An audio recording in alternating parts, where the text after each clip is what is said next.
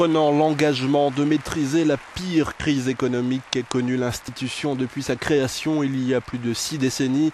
Les représentants des 3 institutions européennes ont reçu ce lundi le prix Nobel de la paix à Oslo lors d'une cérémonie très solennelle. Une unité de circonstances, mais non sans une certaine crispation pour les ambassadeurs d'une institution minée par la crise financière et les divergences entre ses dirigeants.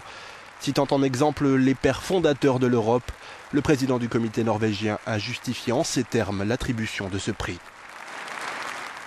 Jean Monnet a dit « Rien n'est possible sans les hommes, rien n'est durable sans les institutions. »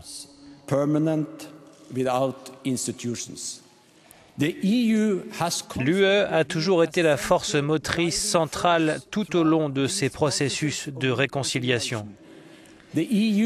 Elle a en réalité contribué à la fois à la fraternité entre les nations et à la promotion des fondamentaux de paix dont Alfred Nobel se faisait l'écho dans son testament. Une vingtaine de chefs d'État et de gouvernement européens étaient présents lors de la cérémonie.